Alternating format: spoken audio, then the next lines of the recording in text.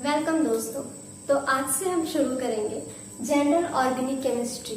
ठीक है, इसमें पहले हम लोग कुछ बेसिक्स देखेंगे, जैसे कि हो गया हाइब्रिडाइजेशन। जी हाँ, हाइब्रिडाइजेशन इन ऑर्गेनिक स्पीसीज। उसके बाद हम लोग देखेंगे कुछ इसके हाइब्रिडाइजेशन कुछ कैरेक्टरिस्टिक्स, जैसे कि हो गई bond length, bond angle, percentage S character, electronegativity.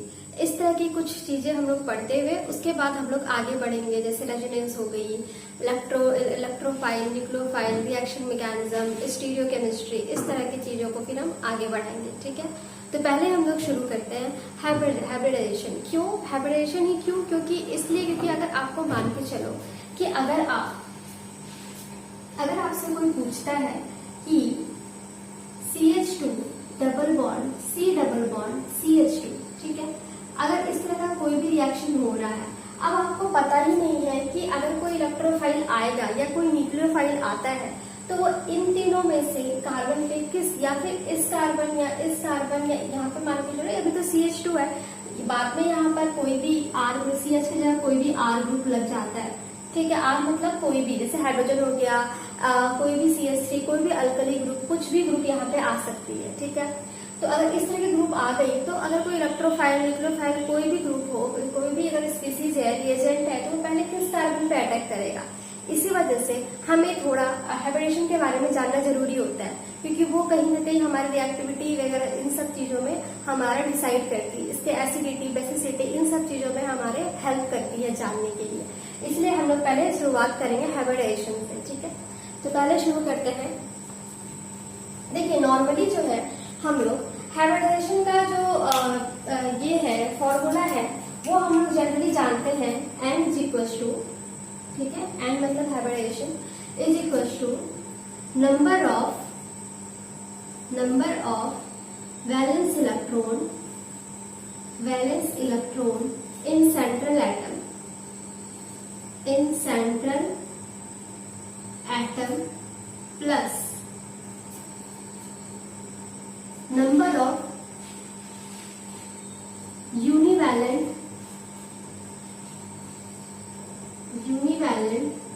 Atom, जैसे Cl हो गया, फ्लोरीन हो गया, हाइड्रोजन हो गया, ड्यूटेरियम हो गया, और प्लस माइनस चार्ज। उस स्पीसीज के ऊपर चार्ज क्या होगी, ये सब डिवाइडेड बाय 2। ठीक है, ये हम लोग जनरली हाइब्रिडेशन का फॉर्मूला जानते हैं। जैसे कि अगर आप मान के चलिए SO4 है, SO4 -2, ठीक है, अब इसमें हमें सल्फर की हाइब्रिडेशन निकालनी है कि अब इस सल्फर की हाइब्रिडेशन क्या होगी। ठीक है, तो पहले हमें देखना होगा कि ये हो गया सेंट्रल एटम हमारा। ठीक है, तो सेंट्रल एटम का वैलेंस इलेक्ट्रॉन पहले हमें देखना है। वैलेंस इलेक्ट्रॉन मतलब कि इसके आउटर मोस्ट में कितने इलेक्ट्रॉन होते हैं। सल्फर है, ये ऑक्सीजन के नीचे आता है। ठीक है, ऑक्सीजन का जो वैलेंस इलेक्ट्रॉन है, जो वैलेंस इलेक्ट्रॉन ऑक्सीजन का होगा वो होगा सल्फर का। ठीक, क्योंकि ये एक ही ग्रुप के एलिमेंट है। तो इसके जो आउटर मोस्ट ऑर्बिटल में होते हैं इलेक्ट्रॉन, वो होते हैं 6। ठीक है, 6 होते हैं। तो हम लोग यहाँ पर अगर हम लोग सल्फर का हाइब्रिडेशन निकालने के लिए जा रहे हैं, तो इसके वैलेंस इलेक्ट्रॉन में 6 हो गया इसका वैलेंस इलेक्ट्रॉन, जो इसका आउटर मोस्ट ऑर्बिट में होते हैं। जैसे नाइट्रोजन के लिए हो गया आपका 5, क्योंकि ये उसके वैलेंस सेल इलेक्ट्रॉन में जो आउटर मोस्ट इलेक्ट्रॉन में होते हैं। कार्बन के लिए हो गया 4। ठीक है, तो इस तरह से हम लोग इसके वैलेंस सेल का इलेक्ट्रॉन का देखते हैं। ठीक है, तो ये 6 हो गया। ठीक है, अब ये देखना है, पहले हमें इसके बारे में जानना है कि इस कंपाउंड में इस स्पीसीज में कोई यूनिवैलेंट एटम है क्या। तो आप ये देख सकते हैं, यूनिवैलेंट मतलब बॉन्ड बनाना, सिंगल बॉन्ड, जैसे HCl, ये जो HCl है, ये भी सिंगल बॉन्ड बनाता है, ये भी सिंगल बॉन्ड बनाता है, मतलब एक बॉन्ड बनाने वाला, एक वैलेंसी, मतलब एक बॉन्ड जो बनाते हैं। ठीक है, तो जैसे ये ऑक्सीजन है, ठीक है, ऑक्सीजन क्या करता है, ये डबल बॉन्ड बनाता है। ठीक है, नाइट्रोजन होता है वो ट्रिपल बॉन्ड बनाता है। तो ये हो गया ट्राइवैलेंट, ये हो गया बाइवैलेंट। ठीक है, तो यहाँ पे कोई देख रहे हैं कि ये जो ऑक्सीजन है, ये ऑक्सीजन यूनिवैलेंट नहीं है, ये है बाइवैलेंट। तो इसीलिए यहाँ हम लोग देखेंगे कि यहाँ कोई ऑक्सीजन, इस सल्फर के पास कोई भी यूनिवैलेंट नहीं है, तो यहाँ पे जो नंबर ऑफ यूनिवैलेंट एटम जो हो जाएंगे वो हो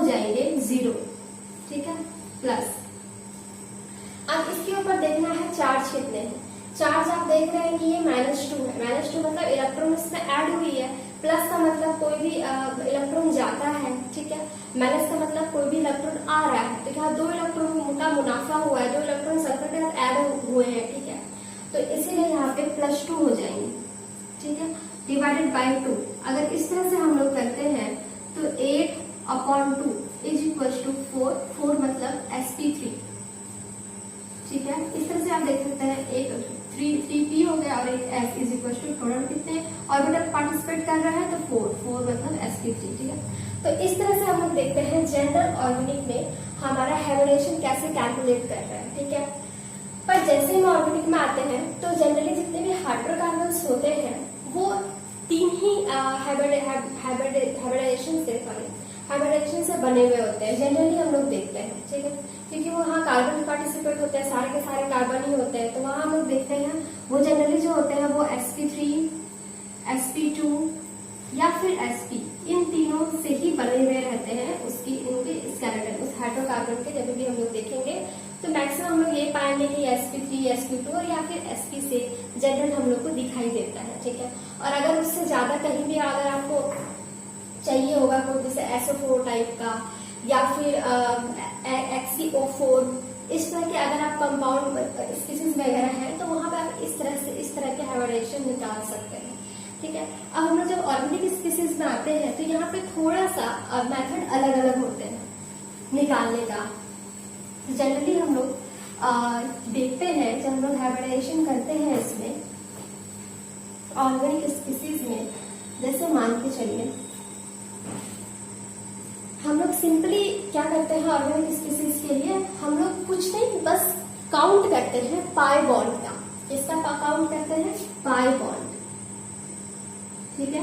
एक सिग्मा बॉन्ड होता है और एक पाई बॉन्ड होता है, हम लोग जानते हैं। जैसे ये कार्बन है CH2 CH2, तो इसमें से ये एक सिग्मा बॉन्ड है और ये एक पाई बॉन्ड है, ठीक है। इसमें से सिग्मा ज्यादा स्ट्रॉन्गर होता है देन पाई से, ठीक है। इसमें ज्यादा एनर्जी लगता है इसको तोड़ने के लिए, इस बॉन्ड को तोड़ने के लिए, और इसमें कम एनर्जी लगता है इस बॉन्ड को तोड़ने के लिए। ये बॉन्ड जल्दी ब्रेक हो जाता है, ये बॉन्ड स्ट्रॉन्ग बॉन्ड है तो लेट से बॉन्ड टूटता है। कहीं भी अगर कभी भी सिग्मा मतलब इस तरह के कंपाउंड है, स्पीसीज है, तो वहां पे पहले हम लोग जनरली पाई बॉन्ड को तोड़ते हैं क्योंकि इसकी एनर्जी बहुत ज्यादा होती है। इसमें एनर्जी हम लोग को कम देना पड़ता है बॉन्ड को तोड़ने के लिए, और क्योंकि ये स्ट्रॉन्ग बॉन्ड इसका होता है सिग्मा बॉन्ड का, तो उसको हम लोग को एनर्जी को कम ज्यादा देते हैं। खैर ये सब हम लोग आगे जब हम लोग ऑर्गेनिक रिएक्शन देखेंगे तो वहां पे और अच्छे से डिस्कस किया जाएगा। तो पहले सिर्फ हम लोग हाइब्रिडेशन देखते हैं कि कैसे हम लोग एक ऑर्गेनिक स्पीसीज में हाइब्रिडेशन का रोल होता है। तो सबसे पहले हम लोग देखेंगे, काउंट करेंगे पाई बॉन्ड को, ठीक है। तो यहाँ हम लोग कुछ इस तरह से लिख देते हैं, number of pi bond, number of pi bond, और यहाँ type of hybridisation, type of hybridisation, ठीक है। तो जैसे कि अगर 0 पाई बॉन्ड है, मतलब कि उस कंपाउंड में या उस स्पीसीज में, ऑर्गेनिक स्पीसीज में कोई भी पाई बॉन्ड अगर नहीं दिख रहा है तो वो हमारा हो जाएगा sp3 हाइब्रिडाइज, ठीक है। अगर 1 पाई बॉन्ड है तो वो हो जाएगा sp2, और अगर 2 पाई बॉन्ड है तो वो हो जाएगा sp, ठीक है। आप देख सकते हैं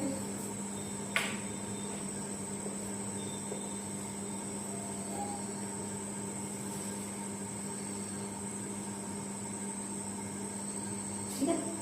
तो आप देख सकते हैं कि अगर आपके पास 0 पाई बॉन्ड है तो उस टाइप के हाइब्रिडेशन को sp3 कहेंगे, अगर 1 है तो sp2 कहेंगे और 2 है तो sp कहेंगे, ठीक है। तो अब इसको अप्लाई कैसे करेंगे ये देखते हैं।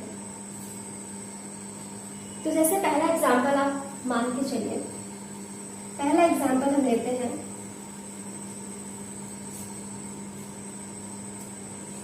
वही हमारा सिंपल सा कंपाउंड का लेते हैं, CH2 double bond C double bond CH2, ठीक है।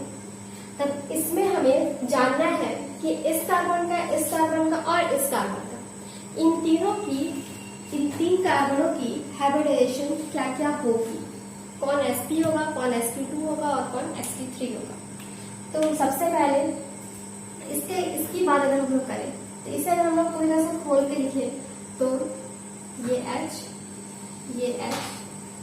ये डबल बॉन्ड, ये C, ये डबल बॉन्ड, ये कार्बन, ये H और ये H, कुछ हमारा कंपाउंड इस तरह से है।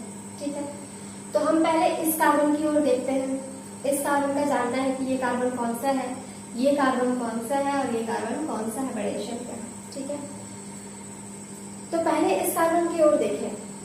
इस कार्बन में क्या है, ये कार्बन, ये हमारा हो गया सिग्मा बॉन्ड, ये हमारा हो गया पाई बॉन्ड, ये हो गया सिग्मा, ये हो गया पाई, ये हो गया सिग्मा, ये हो गया सिग्मा, ये हो गया सिग्मा। सिंगल बॉन्ड से जो कार्बन अटैच होते हैं उसको हम लोग सिग्मा बॉन्ड कहते हैं जनरली।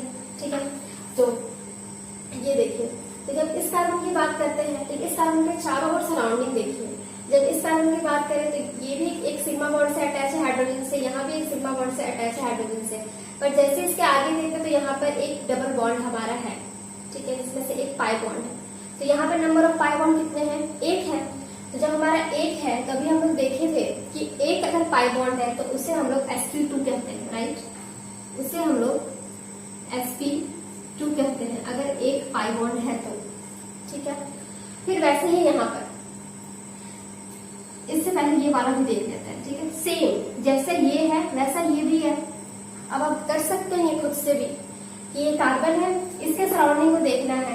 इसके सराउंडिंग में ये इधर पाई बॉन्ड, ये सिग्मा बॉन्ड से अटैच है, ये सिग्मा बॉन्ड से अटैच है, इन दोनों में से कोई भी पाई बॉन्ड यहाँ पर नहीं, पर जैसे ही इधर देखते हैं तो यहाँ पर एक पाई बॉन्ड है।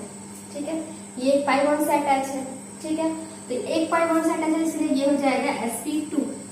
ठीक है, फिर ये वाले कार्बन पे हम लोग आते हैं। जब हम लोग ये कार्बन पे आते हैं तो हमें ये देखते हैं हम कि ये जो कार्बन है इसके चारों ओर कुछ भी नहीं है, एक सिग्मा एक पाई, एक सिग्मा एक पाई। ठीक है, तो यहाँ देखिए ये 2 सिग्मा बॉन्ड यहाँ पर दिख गया आपको। ठीक है, जब ये 2 सिग्मा बॉन्ड है तो ये किससे, इसका हाइब्रिडेशन क्या हो जाएगा, sp। ठीक है, तो बस कुछ नहीं, बस सिंपली हम लोग से पाई और एक सिग्मा से पाई बॉन्ड को देखना है और हमें निकालना है इसकी हाइब्रिडाइजेशन। और भी बहुत सारे एग्जाम्पल लेते हैं, 1-2 और लेते हैं एग्जाम्पल, उसे आप खुद से करने की कोशिश कीजिएगा। ठीक है, तो दूसरा है हमारा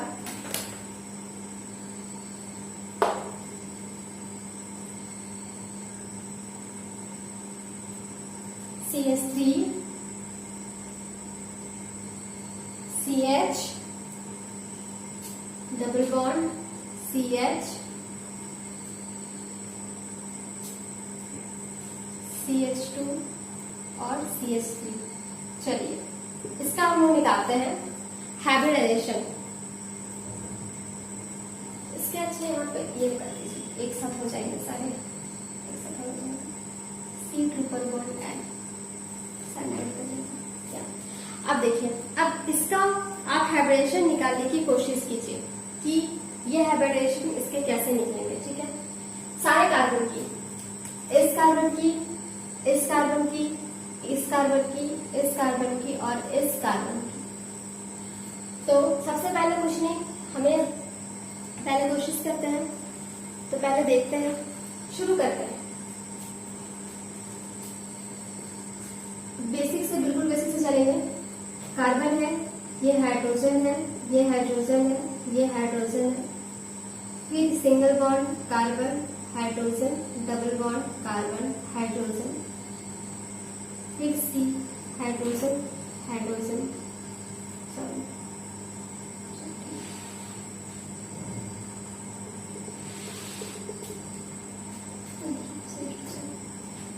ये carbon 1 2 3।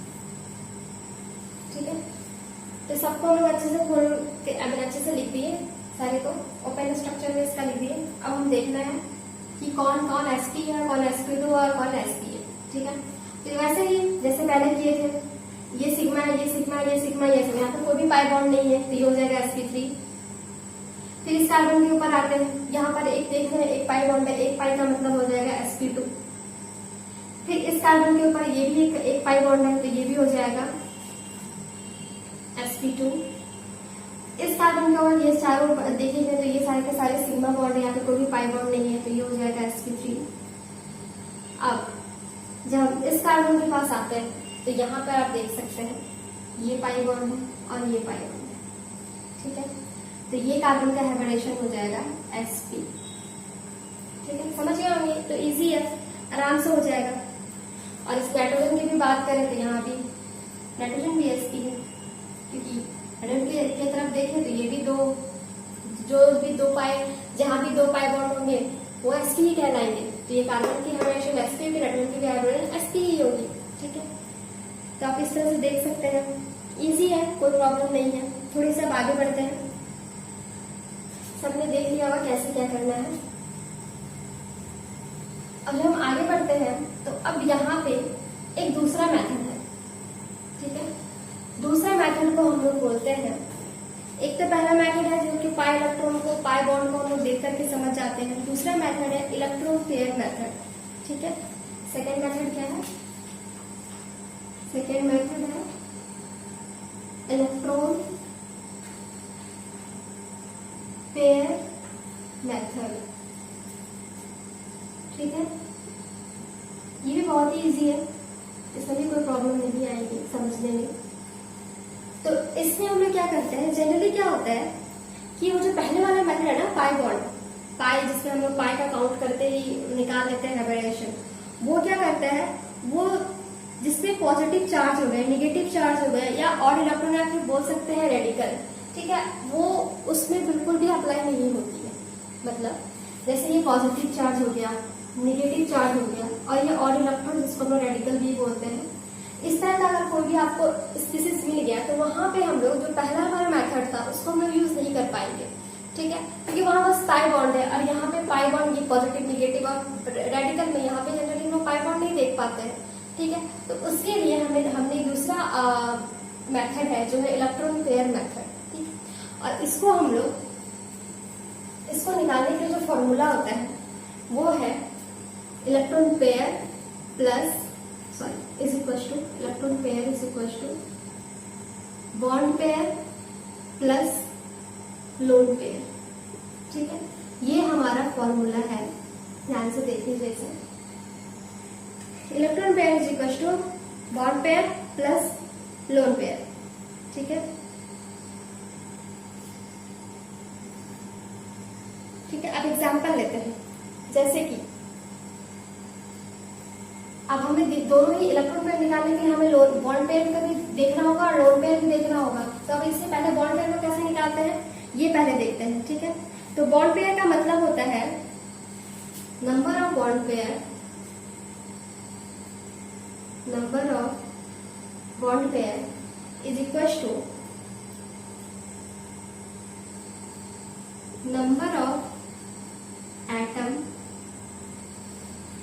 Present around central atom, ठीक है। बॉन्ड पेयर में हम लोग ये देखते हैं, नंबर ऑफ बॉन्ड पेयर हम लोग ऐसे निकालते हैं, number of atom present on central atom, number of atom present around the central atom, ठीक है। एग्जाम्पल के तौर पर पहले देखते हैं। हमारा जो एग्जाम्पल है अच्छे से देख लिया आपने, तो एग्जाम्पल देखते हैं।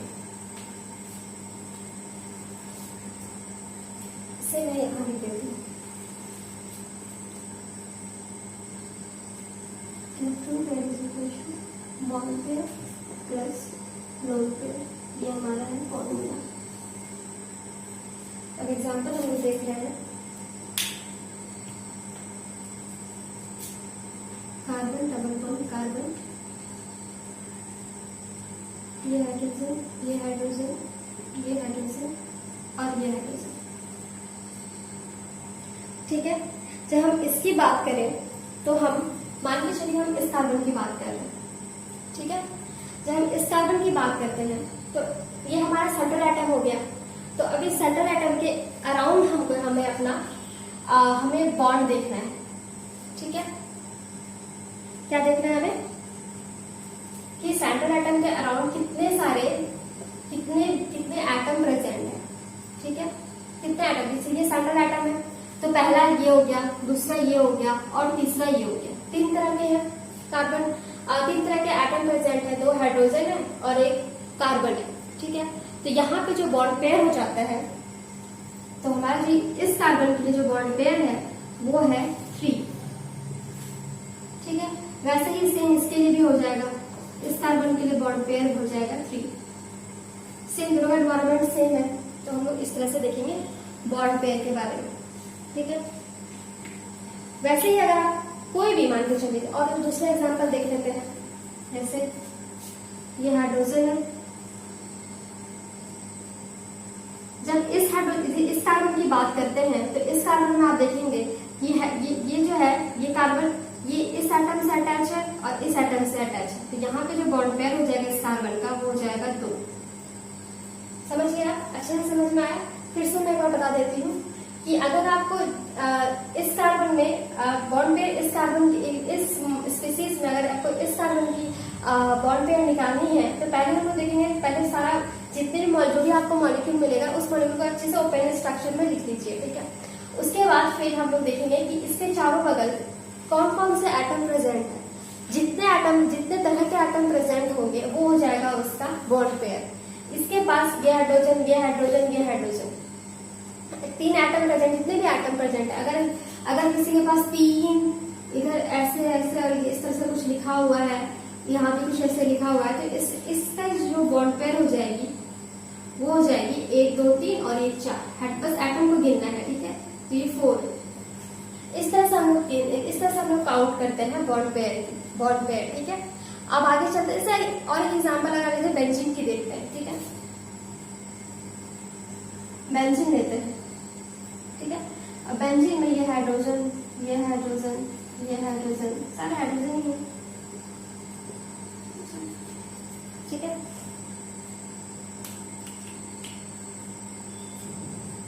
मान के चलिए कि हमें इस कार्बन की निकालनी है सेंट्रल, ये मान के चलिए हमारा सेंट्रल एटम है, ठीक है। अब इसके हमें बॉन्ड पेयर निकालनी है कि इस सेंट्रल एटम की बॉन्ड पेयर कितनी होगी, ठीक है। तो हम बस यहाँ देखेंगे ये कार्बन है और ये कार्बन किससे अटैच है, इस कार्बन से अटैच है, फिर ये इस कार्बन से अटैच है और इस हाइड्रोजन से अटैच है, इसी से है, ठीक है। तो बस नॉर्मली इसकी जो बॉन्ड पेयर हो जाएगी वो हो जाएगी 1 2 और ये 3। अब समझ में आए कैसे हम निकालते हैं बॉन्ड पेयर कोई भी ऑर्गेनिक स्पीसीज की, ठीक है। अब हम लोग देखते हैं कि हम लोग बॉन्ड पेयर तो समझ में आ गया कि कैसे निकालते हैं, अब लोन पेयर का क्या करना है पहले ये देखते हैं।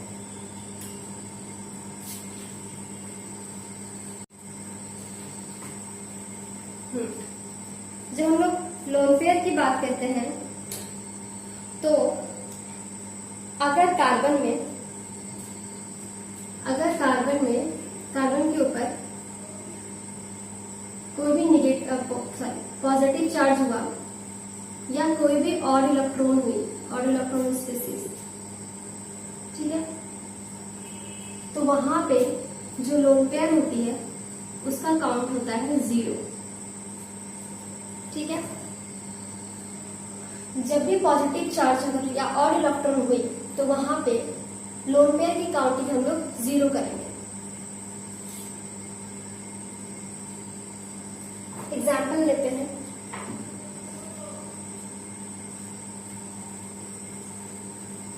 पाई बॉन्ड के ऊपर लोन पेयर की काउंट हम लोग तब नहीं करेंगे जब उस स्पीसीज में पाई बॉन्ड होगी, पॉजिटिव चार्ज होगा या फिर ऑड इलेक्ट्रॉन होगा या रेडिकल होगी। इस तरह की अगर स्पीसीज में आपको दिखा तो वहां पे लोन पेयर जो होगा वो 0 होगा। एग्जाम्पल के तौर पे अगर मान के चलिए CH3 है और ये CH2 प्लस है, ठीक है।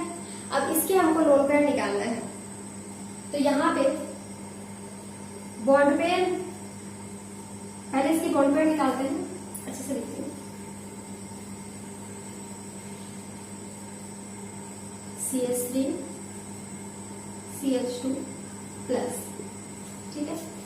अब इससे पहले हम लोग टोटल इलेक्ट्रॉन पेयर अगर हम लोग उसकी देखें तो सबसे पहले हम लोग देखेंगे बॉन्ड पेयर। तो बॉन्ड पेयर इस कार्बन की देखना है तो इस कार्बन की बॉन्ड पेयर कितनी हो जाएगी, 2 और 1 3। बॉन्ड पेयर जो हो जाएगी इसकी 3 हो जाएगी। अब इसकी जब लोन पेयर पे आएंगे तो ये लोन पेयर 0 होगा। तो जो टोटल इसकी इलेक्ट्रॉन पेयर अगर हम लोग देखें bond pair plus lone pair तो 3, तो इलेक्ट्रॉन पेयर इसका हो जाएगा 3। 3 मतलब जब 3 हम लोग करते हैं इसका मतलब है ये जो कार्बन है वो sp2 हाइब्रिडाइज है। ठीक है, तो इस तरह से हम लोग निकालते हैं। यही मैं बोल रही थी, अगर कभी भी कार्बन के ऊपर पॉजिटिव चार्ज है या फिर डबल बॉन्ड है तो वहां पे हम लोग लोन पेयर 0 लेते हैं। ठीक है, तो अब और भी एग्जांपल देखते हैं इलेक्ट्रॉन्स के। और इलेक्ट्रॉन्स की अगर हम बात करें,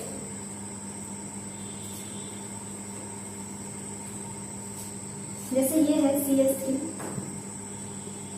ये कोई CH3 और ये CH3। ठीक है, अब इसका हमको इलेक्ट्रॉन पेयर निकालना है तो हम लोग क्या करेंगे, हम लोग जानते हैं कि जब भी और इलेक्ट्रॉन होती है कार्बन पे तो हम लोग इसका लोन पेयर नहीं काउंट करते हैं। ठीक है, तो अब क्या करना है, बॉन्ड पेयर। तो बॉन्ड पेयर हम लोग सीख चुके हैं कैसे करते हैं। कार्बन के चारों ओर सराउंडिंग देखना है कि कितने कितने एटम से जुड़ा हुआ है। तो ये 1 2 3 एटम से जुड़ा हुआ है तो बॉन्ड पेयर हो जाएगी इसकी बॉन्ड पेयर हो जाएगी 3 और लोन पेयर हो जाएगी 0। तो फिर से हमारा जो ये कार्बन है वो 3 + 0 = 3 = sp2। ये हमारा sp2 हाइब्रिडाइज है। ठीक है, तो इस तरह से हम देखते हैं आगे होगा समझ में कि कब हमें लोन पेयर को 0 रखना है। अब हमें कब लोन पेयर को ऐड करना है ये देखते हैं। ठीक है, तो जब भी नेगेटिव चार्ज होगी कार्बन के ऊपर, जब भी कोई नेगेटिव चार्ज होगी तो वहां पे हम लोग लोन पेयर को काउंट करेंगे।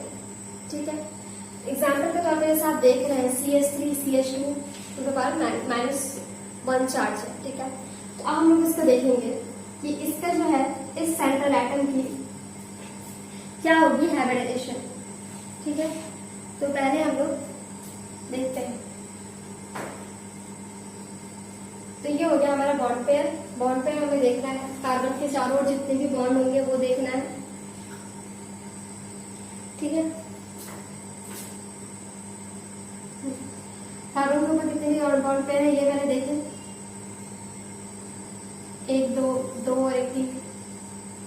और यहाँ पे जो लोन पेयर है वो 1, तो हमारा टोटल कितना हो गया, इलेक्ट्रॉन पेयर 4 हो जाएगा। तो मतलब sp3, ये कार्बन जो है वो sp3 हाइब्रिडाइज है। ठीक है, और इसी प्रकार से अगर हम लोग और भी देखते हैं। ठीक है, ये समझ में आ गया। फिर से मैं बोल देती हूँ कि पहले इलेक्ट्रॉन पेयर है, bond pair plus lone pair. Lone pair तब हमें लेना है जब हमारे पास कोई निगेटिव चार्ज होगा उस कार्बन के ऊपर। अगर कार्बन के ऊपर कोई भी पॉजिटिव या फिर और इलेक्ट्रॉन हुए तो वहां पे हम लोग लोन पेयर को 0 रखना है। वहां पे हम लोग लोन पेयर को काउंट नहीं करेंगे, सिर्फ बॉन्ड पेयर को काउंट करके इलेक्ट्रॉन उसका हाइब्रिडेशन निकाल लेंगे। ठीक है, और जहां भी नेगेटिव चार्ज दिख रहा है तो वहां पे लोन पेयर काउंट करेंगे और फिर lone pair plus bond pair करके हम लोग वहां का हाइब्रिडेशन निकालेंगे। ठीक, और भी इसे एग्जाम्पल लिए, मान के चलिए CH3 डबल बॉन्ड CH पर नेगेटिव चार्ज है। ठीक है, इस तरह कोई एग्जाम्पल है। तो यहाँ भी हमें जो इसका जो बॉन्ड पेयर होगा वो हो जाएगा 1 और 2। ठीक है, और जो लोन पेयर हो जाएगा वो हो जाएगा 1। राइट, और हम जब इसका इलेक्ट्रॉन पेयर निकालते हैं तो हमारा निकलेगा 3। इसका मतलब ये हो जाएगा sp2 हाइब्रिडाइज। ये कार्बन जो होगा वो sp2 हाइब्रिडाइज होगा। तो इस तरह से हम लोग हाइब्रिडेशन देखते हैं। होप सो कि आप लोगों को ये वीडियो पसंद आया हो। इसके आगे हम लोग देखेंगे हाइब्रिडेशन और उसकी कुछ प्रॉपर्टी, पर वो हम जैसे इस पर हम लोग बात करेंगे जितने भी बॉन्ड एंगल हो गए, परसेंटेज एस फैक्टर के बारे में थोड़ी बातें करेंगे और थोड़ा बॉन्ड एंगल, जियोमेट्री और इलेक्ट्रोनेगेटिविटी, इन सब के बारे में हम लोग डिस्कस करेंगे। उसके बाद हम लोग रेजोनेंस रिएक्शन मैकेनिज्म के अंदर जाएंगे। तो ये थी आज की छोटी सी टॉपिक। होप सो आप लोगों को ये समझ में आया भी होगा और अच्छा भी लगा होगा। Thank you.